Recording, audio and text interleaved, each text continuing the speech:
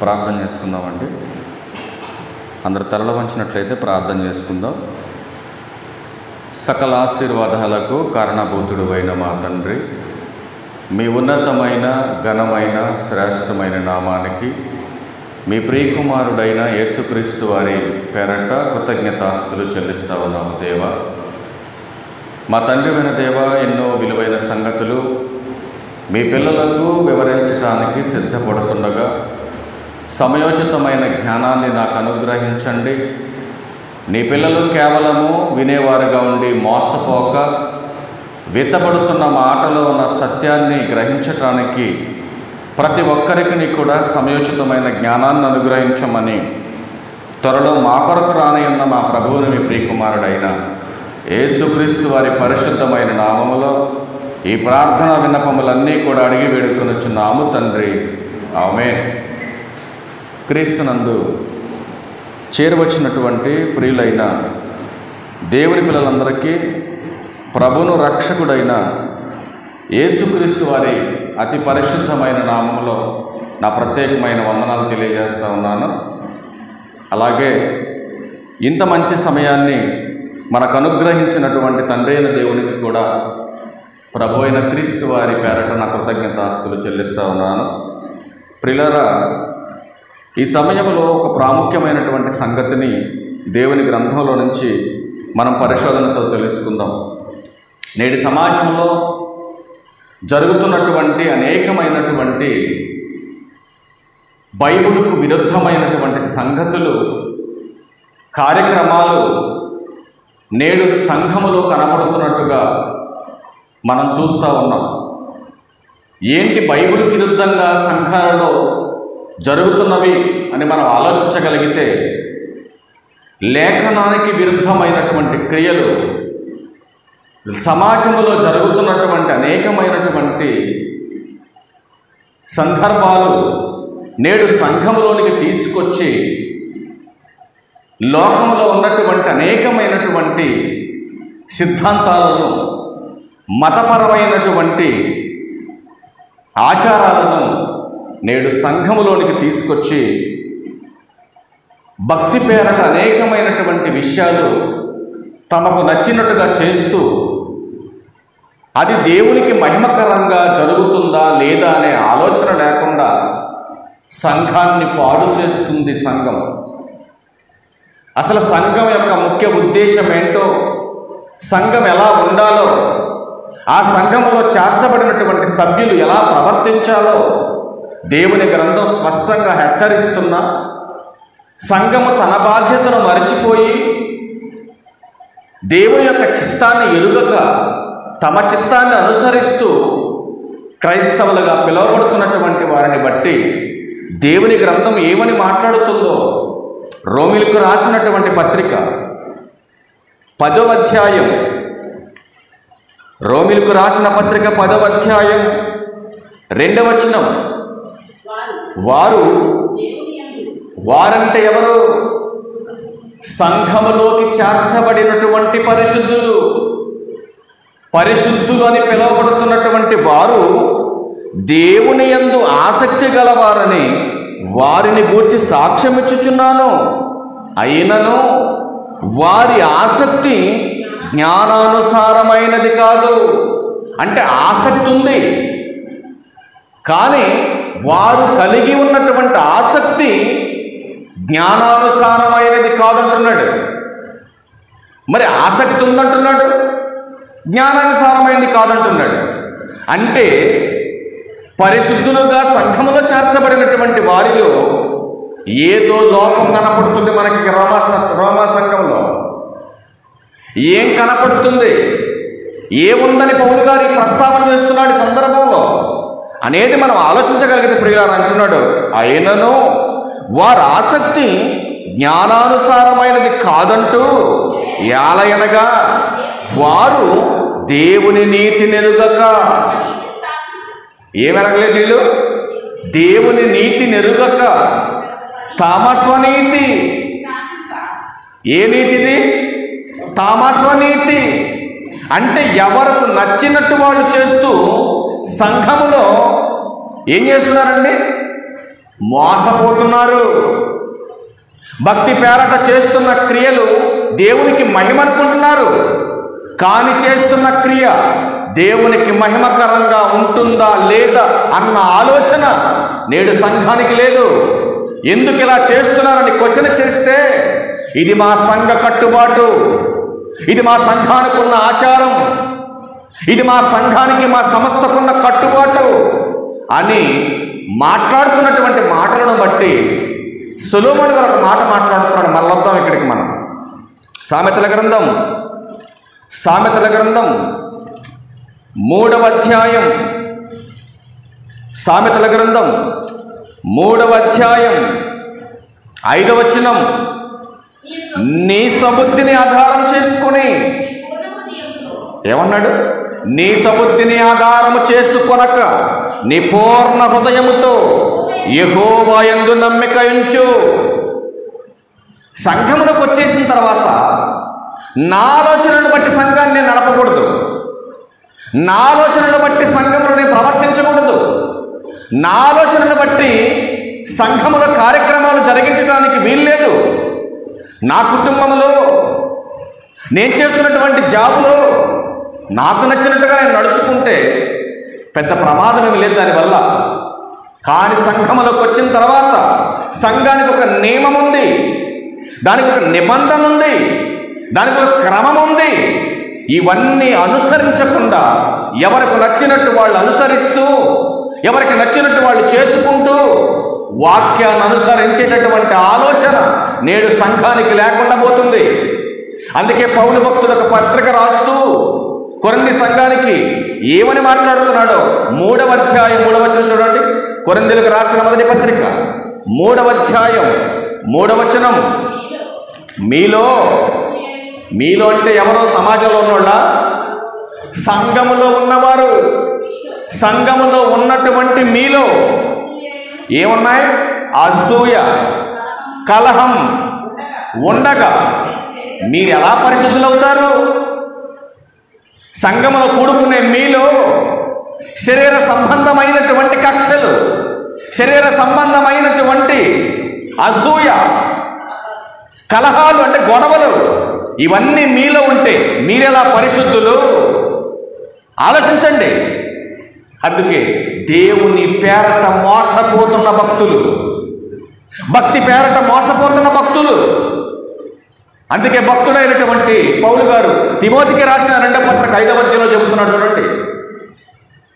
లోక సంబంధమైనటువంటి ఆలోచనలతో, దేహ సంబంధమైన తత్వంతో దేవుని మందిరానికి వస్తే,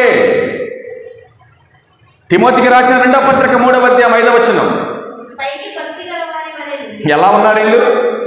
అసూయ, కలహాలు, అనేకమైనటువంటి శరీర తత్వంతో, శరీర స్వభావంతో మందిరానికి వస్తున్నటువంటి వారి గురించి మాట్లాడుతున్నాడు.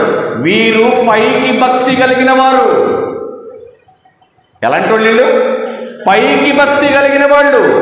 ఈ పైకి భక్తి కలిగిన వారిలో ఉన్నటువంటి దుష్టత్వపు లక్షణాలు ఏంటి అని మనం చూస్తే ఆ పైన 4 వచనాల్లో మాట్లాడుతున్నాడు. వాళ్ళలో స్వార్థం ఉంది, వాళ్ళలో అసూయ ఉంది, వాళ్ళలో ఈర్ష్య ఉంది. ఇట్లాంటి లక్షణాలు కలిగిన వాళ్ళు పరిశుద్ధులు అంటారా? ఇట్లాంటి లక్షణాలు కలిగిన వాళ్ళు ఆత్మీయులా?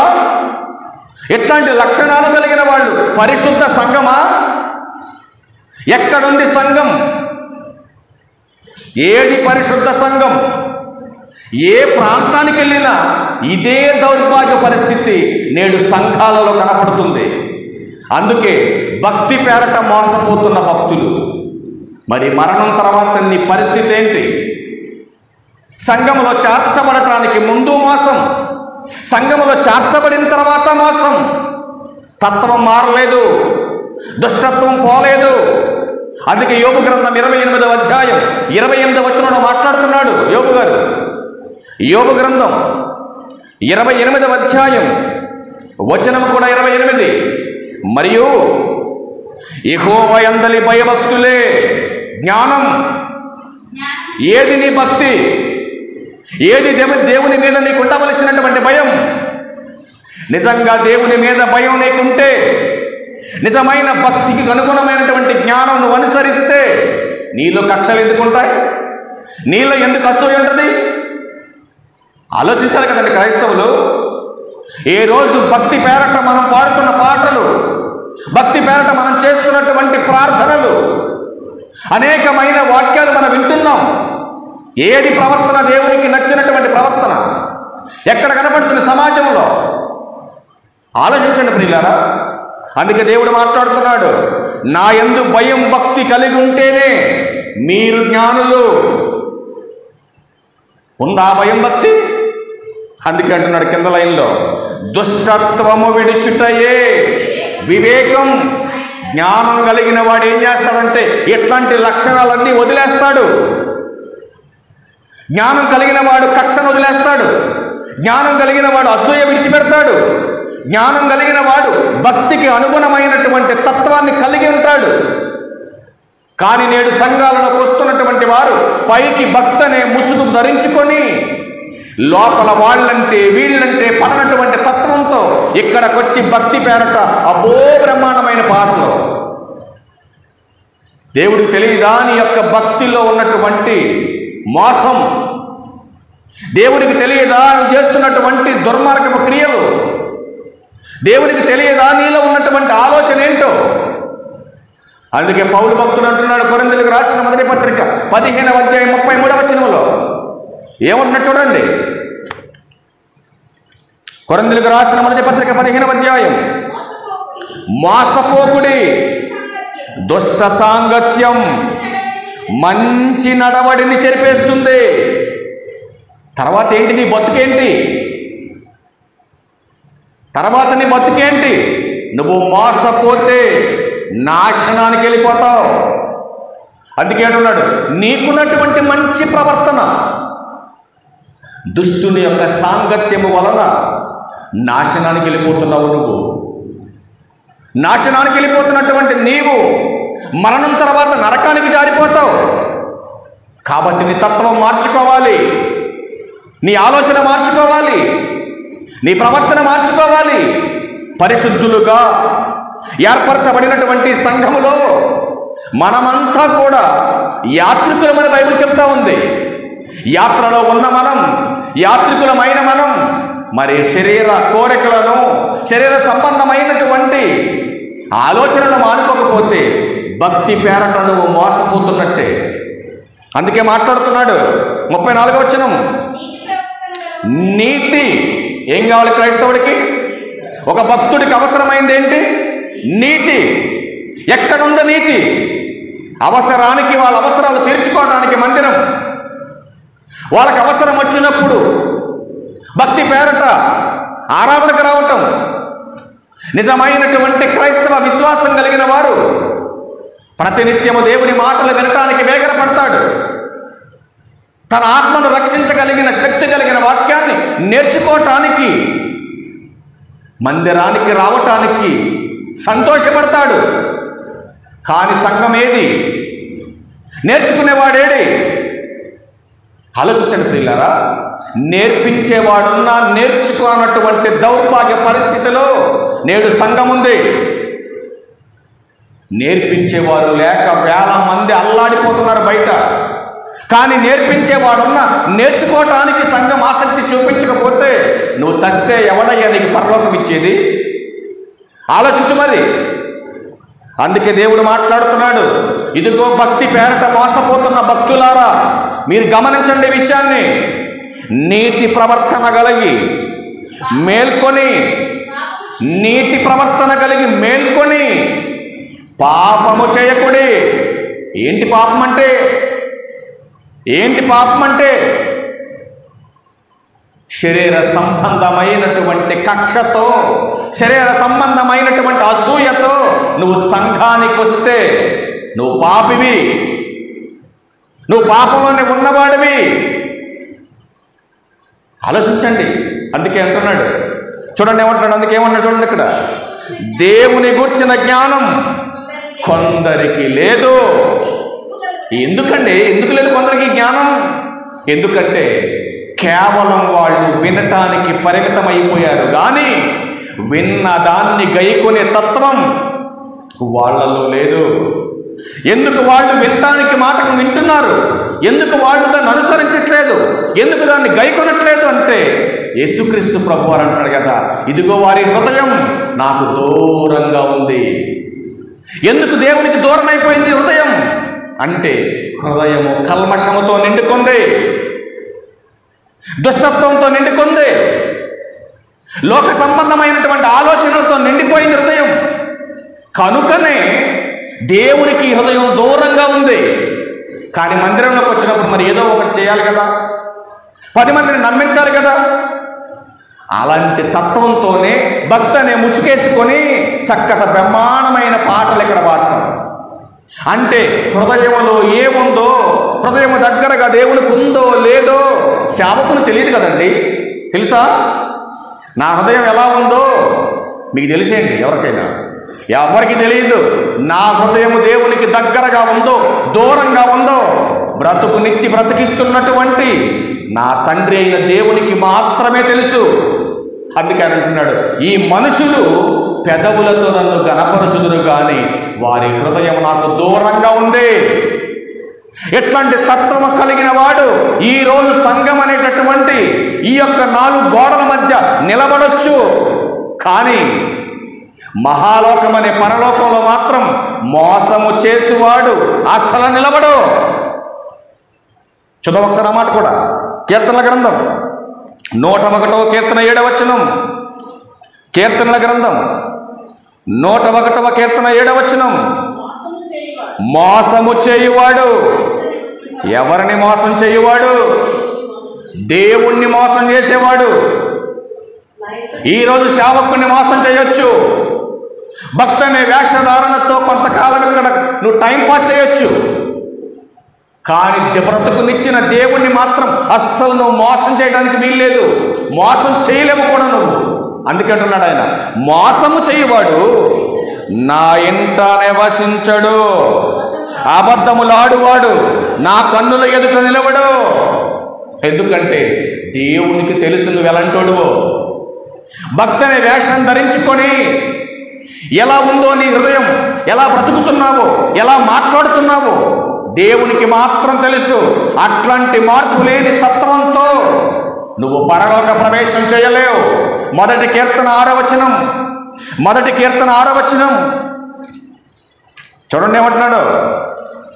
మొదటి కీర్తన చూడండి. నీతిమంతుల మార్గం యెహోవాకు తెలియను, దుష్టుల మార్గం నాశనమునకు నడుపును. అంటే తత్వం మారకపోతే, నీ ప్రవర్తన మార్చుకోలేకపోతే, నువ్వు మోసం చేస్తా ఉంటే ఏమంటాడు దేవుడు? నాశనానికి వెళ్ళిపోతావు నువ్వు. కాబట్టి నీ ప్రవర్తన మార్చుకో. ఉందా మార్పు సమాజంలో? ఉందా అండి? ఇట్లాంటి మాటలు చెబితే వినదండి క్రైస్తవ్యం. వింటదండి? వినదు. ఈరోజు సేవకుల పక్క నుండి కూడా సేవకులు మోసం చేసేవాళ్ళు లేకపోవచ్చు, కానీ ప్రియమైన దేవుని వారు మీరు గమనించండి, భక్తి పేరట నువ్వు మోసపోతే నీకు శాపం వస్తున్నట్టున్నాడు దేవుడు.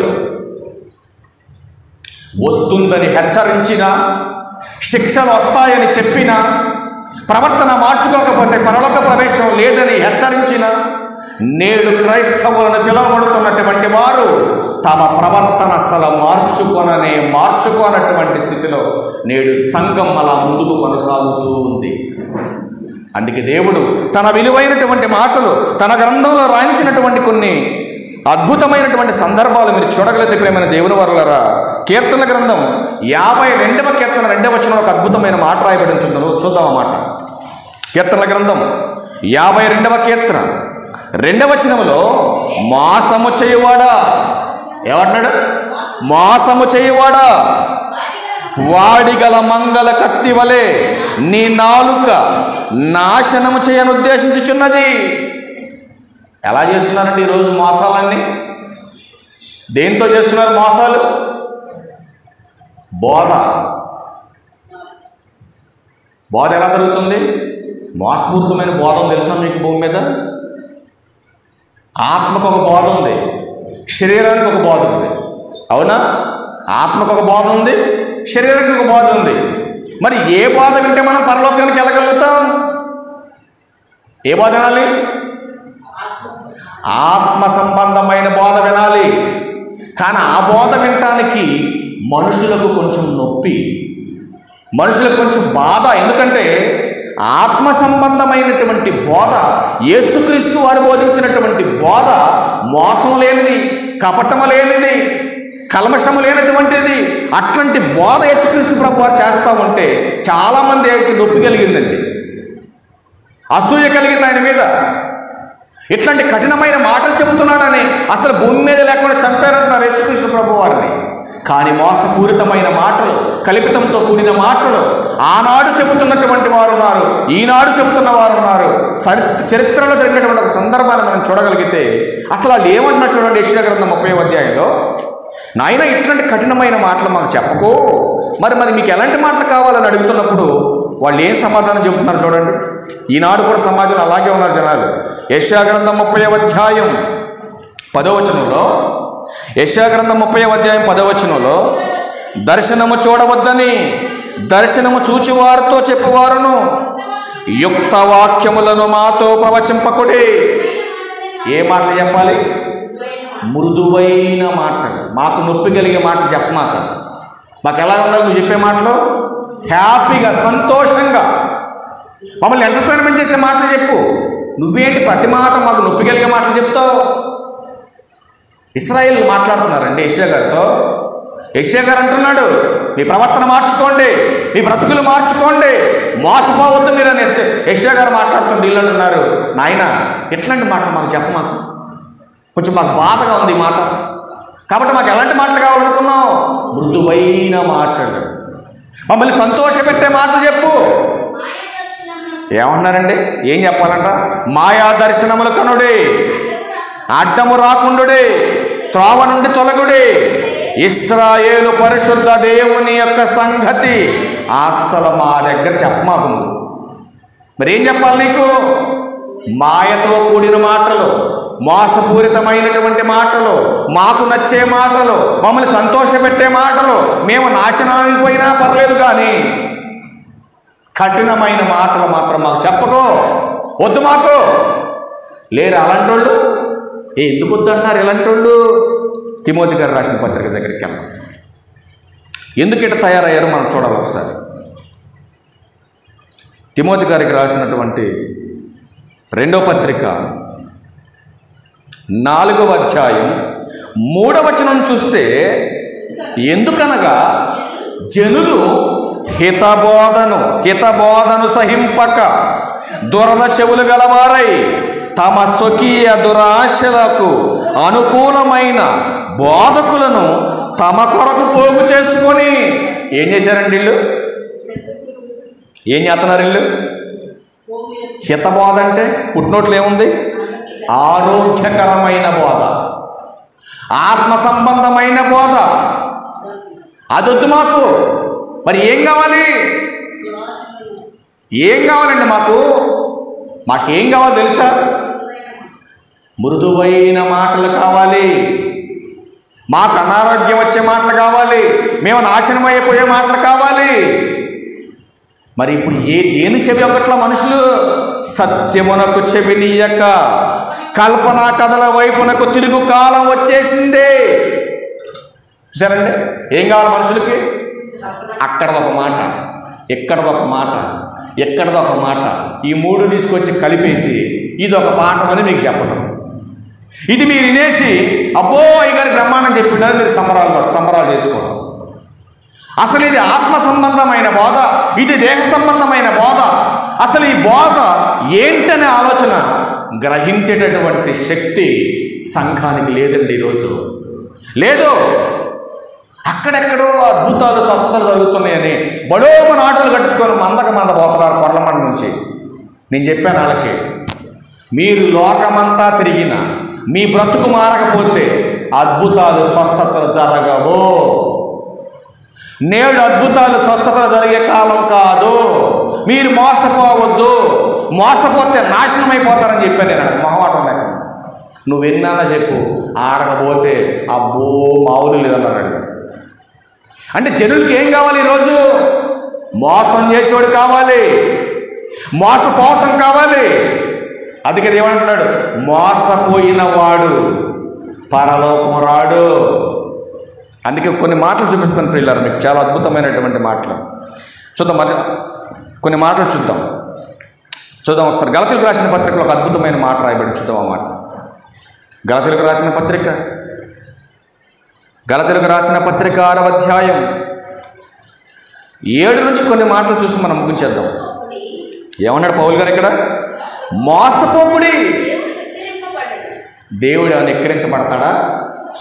నువ్వు మోసపోతే నువ్వు ఎక్కిరించబడతావు, అంతే కదండి, అంతే కదా.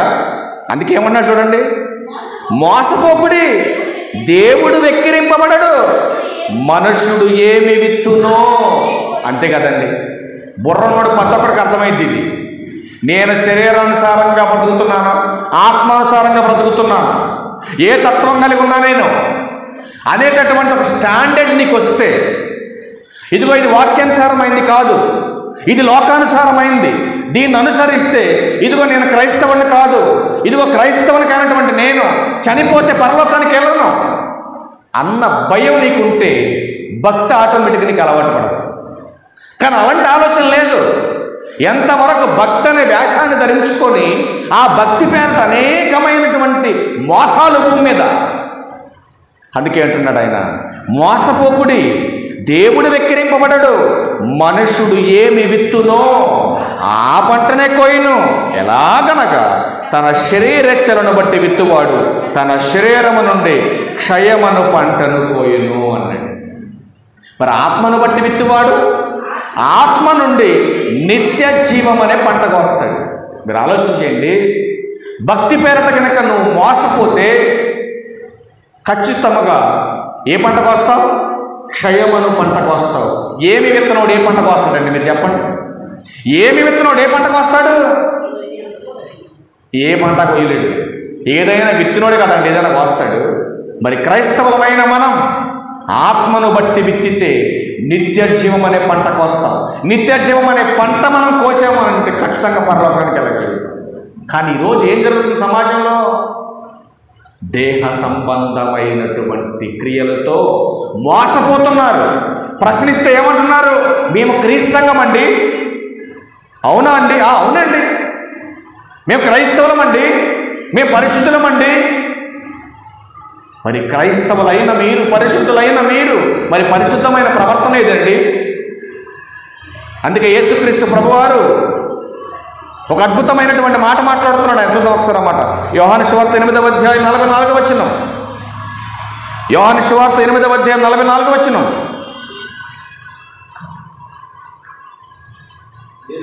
మీరు మీ తండ్రి యగు అపవాది సంబంధులు. ఏమన్నాడు యేసుక్రీస్తు ప్రభువారు? మీరు మీ తండ్రి యగు అపవాది సంబంధులు అని యేసుక్రీస్తు ప్రభువారు అంటుంటే 39లో ఏమన్నా చూడండి. అందుకు వారు ఆయనతో, అంటే యేసుక్రీస్తు ప్రభువారితో, మా తండ్రి అబ్రహాం అనేది యేసుక్రీస్తు ప్రభువారు ఏమన్నాడు? మీరు మీ తండ్రి యగు అపవాది సంబంధులని ఆయన అంటుంటే వీళ్ళు అంటున్నారు, లేదు లేదు ప్రభువా, మా తండ్రి అబ్రహాం. ఈరోజు మనం కూడా ఏమంటాం తెలుసండి? ఏమయ్యా ఏంటి ఆ మాటలేంటి, ఆ భాష ఏంటి, ఆ తీరేంటి మనం అంటే, మేము క్రీస్తు సంఘం అండి. ఏ సంఘం అందే? క్రీస్తు సంఘం. మరి క్రీస్తు సంఘం అయితే మరి మీలో కక్షలేంటి? క్రీస్తు సంఘం అయితే మీలో అసూయ ఏంటి? క్రీస్తు సంఘం అయితే మీలో స్వార్థం ఏంటి? అంటే క్రీస్తు సంఘం అని మనం చెప్పుకుంటున్నాం కానీ మన సంఘం క్రీస్తు సంఘం కాదు. మరి ఎవరి సంఘం? దుష్టుని సంఘం, సాతాను సంఘం. అదే కనబడుతుంది ఇక్కడ మనకి. ఇదిగో మీరు మీ తండ్రి యొక్క అపవాది సంబంధులు, మీ తండ్రి యొక్క దురాశలు నెరవేర్చగోరుచున్నారు అని యేసుక్రీస్తు ప్రభువారు అంటే వీళ్ళు అంటున్నారు, కాదు కాదు, మేము అబ్రహాము సంతానం. అప్పుడు ప్రభువారు అంటున్నారు చూడండి అన్నమాట. యేసు, మీరు అబ్రహాము పిల్లలైతే అబ్రహాము చేసిన క్రియలు చేస్తారు. నిజంగా మీరు క్రీస్తు సంఘం అయితే, మీరు పరిశుద్ధులైతే ప్రవర్తన ఏది? క్రీస్తు లాంటి తత్వం ఏది? ఎక్కడుంది ప్రేమ? ఆలోచించండి ప్రియులారా. ఒక్క మాట చూడండి, నిజంగా నువ్వు క్రీస్తు సంఘం అయితే, నిజంగా క్రైస్తవుడు అయితే, భక్తి పేరట నువ్వు మోసపోకపోతే నీలో ఉండవలసిన ప్రాముఖ్యమైనటువంటి ఒక లక్షణాన్ని చూసి మనం ముగ్గు చేసుకున్నాం ప్రియులారా ఈ రాత్రి. అప్పుడు ఎఫెసీయులకు రాసినటువంటి పత్రిక, అపోస్తలుడైన పౌలు గారు ఎఫెసీయులకు రాసినటువంటి పత్రిక 4వ అధ్యాయం 15వ వచనం చూద్దాం ప్రియులారా. 15వ వచనం, ప్రేమ కలిగి సత్యము చెప్పుచు క్రీస్తు వలె ఉండుటకు మనము అన్ని విషయాలలో ఎదగాలి. ఉందా ఎదుగుదల? ఉందా సంఘానికి ఎట్లాంటి తత్వం? సత్యం సత్యం అని చెబుతున్నటువంటి క్రీస్తు సంఘం ఎక్కడుందండి ప్రేమ? మీరు ఆలోచన చేయండి. సత్యము చెప్పేవాడిలో ప్రేమ ఉండాలి, సత్యము చెప్పేవాడిలో క్రియలు ఉండాలి, ప్రవర్తన ఉండాలి వాక్యానుసారంగా. అందుకే కిందకు వచ్చేసరికి ఒక అద్భుతమైన పదాన్ని వాడాడు పౌలు గారు. మనం చూద్దాం 22, 23, 24. కావున మునుపటి ప్రవర్తన విషయములోనైతే, ఏ ప్రవర్తన? మునుపటి ప్రవర్తన అంటే సంఘములోకి రాకముందున్నటువంటి ప్రవర్తన సంఘములోకి వచ్చేసిన తర్వాత అస్సలు కనపడటానికి వీల్లేదు. బాప్తిస్మానికి ముందున్నటువంటి క్రియలు బాప్తిస్మం తర్వాత కనబడితే నువ్వు పరిశుద్ధుడవు కాదు, నువ్వు క్రీస్తు సంఘం కాదు. మరి ఎలాంటి స్వభావం కలిగిన వాడు క్రీస్తు సంఘం? 24 నీతియు యథార్థమైన ప్రవర్తనయు భక్తియు గలవారై దేవుని పోలికగా సృష్టింపబడిన నవీన స్వభావమును ధరించుకుని ఉండాలి. ఇది క్రీస్తు సంఘానికి ఉండవలసిన క్రైస్తవుని యొక్క ముఖ్యమైనటువంటి లక్షణం. ఇది ఒక భక్తుడికి ఉండవలసినటువంటి భక్తి యొక్క నిర్వచనం ఇది. కానీ ఈరోజు ఎక్కడ కనపడుతుంది?